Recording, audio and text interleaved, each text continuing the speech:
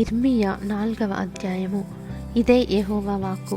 ఇశ్రాయేలు, నీవు తిరిగి రానుద్దేశించిన ఎడల నా యుద్ధకే రావలెను.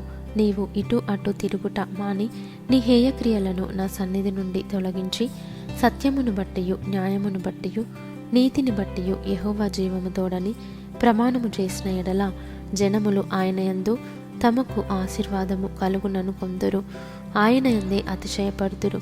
యూదా వారికిని యెరూషలేము నివాసులకును యెహోవా ఈలాగు సెలవిచ్చుచున్నాడు. ముళ్ళ పొదలలో విత్తనములు చల్లక మీ బీడు పొలమును దున్నుడి. అవిధేయులై ఉండుట మానుకొని మీ దుష్టక్రియలను బట్టి ఎవడును ఆర్పివేయలేనంతగా నా ఉగ్రత అగ్ని వలె కాల్చుకుంటున్నట్లు యూదా వారలారా, యెరూషలేము నివాసులారా, యెహోవాకు లోబడియుండుడి. యూదాలో సమాచారము ప్రకటించుడి, యెరూషలేములో చాటించుడి. దేశములో బూర ఊదుడి, గట్టిగా హెచ్చరిక చేయుడి. ఎట్లనగా ప్రాకారము గల పట్టణములలోనికి పోవునట్లుగా పోగై రండి. సీయోను చూచునట్లు ధ్వజము ఎత్తుడి. పారిపోయి తప్పించుకొనుటకు ఆలస్యము చేయకూడని చెప్పుడి. యెహోవానగు నేను ఉత్తర దిక్కు నుండి కీడును రప్పించుచున్నాను, గొప్ప నాశనమును రప్పించుచున్నాను. పొదలలో నుండి సింహము బయలుదేరియున్నది, జనముల వినాశకుడు బయలుదేరియున్నాడు. నీ దేశమును నాశనము చేయుటకు అతడు ప్రయాణమై తన నివాసమును విడిచియున్నాడు. నీ పట్టణములు పాడై నిర్జనముగా నుండును.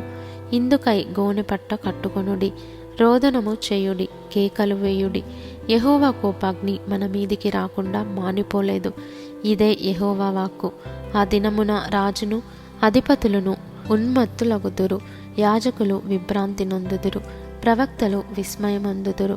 అప్పుడు నేనిట్లంటిని, కటకట యెహోవా ప్రభువా, ఖడ్గము హత్య చేయుచుండగా నీవు మీకు క్షేమము కలుగునని చెప్పి నిశ్చయముగా ఈ ప్రజలను యెరూషలేమును బహుగా మోసపుచ్చితివి. ఆ కాలమున ఈ జనులకును యెరూషలేమునకును ఈలాగు చెప్పబడును. అరణ్యమందు చెట్లు లేని మెట్టల మీద నుండి వడగాలి నా జనుల కుమార్తె తట్టు విసరుచున్నది. అది తూర్పార పట్టుటకైనను శుద్ధి చేయుటకైనను తగినది కాదు. అంతకంటే మిక్కుటమైన గాలి నా మీద కొట్టుచున్నది. ఇప్పుడు వారి మీదికి రావలసిన తీర్పులు సెలవిత్తును అని యెహోవా చెప్పుచున్నాడు. మేఘములు కమ్మునట్లు ఆయన వచ్చుచున్నాడు. ఆయన రథములు సుడిగాలి వలెనున్నవి, ఆయన గుర్రములు గద్దల కంటే వేగము గలవి. అయ్యో, మనము దోపుడు సొమ్మైతిమి. యెరూషలేమా, నీవు రక్షింపబడునట్లు నీ హృదయములో నుండి చెడుతనము కడిగివేసుకొనుము. ఎన్నాళ్ళ వరకు నీ దుష్టాభిప్రాయములు నీకు కలిగియుండును? దాను ప్రదేశమున నొకడు ప్రకటన చేయుచున్నాడు. కీడు వచ్చుచున్నదని ఎఫ్రాయిము కొండల యందొకడు చాటించుచున్నాడు. ముట్టడి వేయువారు దూరదేశము నుండి వచ్చి యూదా పట్టణములను పట్టుకొందుమని బిగ్గరగా అరచుచున్నారని యెరూషలేమును గూర్చి ప్రకటన చేయుడి. జనములకు తెలియజేయుడి. ఆమె నా మీద తిరుగుబాటు చేసెను గనుక వారు చేని కాపరుల వలె దాని చుట్టూ ముట్టడి వేతురు. ఇదే యెహోవా వాక్కు. నీ ప్రవర్తనయు నీ క్రియలును వీటిని నీ మీదికి రప్పించెను. నీ చెడుతనమే దీనికి కారణము. ఇది చేదుగానున్నది గదా, నీ హృదయము నడ్డుచున్నది గదా. నా కడుపు నా అంతరంగములో నాకెంతో వేదనగానున్నది. నా గుండె నరములు, నా గుండె కొట్టుకొనుచున్నది. తాళలేను నా ప్రాణమా, బాకానాదము వినబడుచున్నది గదా. యుద్ధఘోష నీకు వినబడుచున్నది గదా. కీడు వెంట కీడు వచ్చుచున్నది, దేశమంతయు దోచుకొనబడుచున్నది. నా గుడారములను హఠాత్తుగాను నిమిషములో నా డేరా తెరలును దోచుకొనబడి ఉన్నవి. నేను ఎన్నాళ్ళు ధ్వజమును చూచుచుండవలెను, బూరధ్వని నేనెన్నాళ్ళు వినుచుండవలెను. నా జనులు అవివేకులు, వారు నన్నెరుగరు. వారు మూఢులైన పిల్లలు, వారికి తెలివిలేదు. కీడు చేయుటకు వారికి తెలియను గాని మేలు చేయుటకు వారికి బుద్ధి చాలదు. నేను భూమిని చూడగా అది నిరాకారముగాను శూన్యముగాను ఉండెను.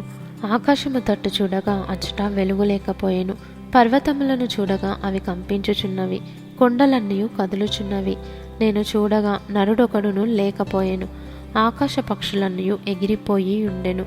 నేను చూచుచుండగా ఫలవంతమైన భూమి ఎడారి ఆయెను.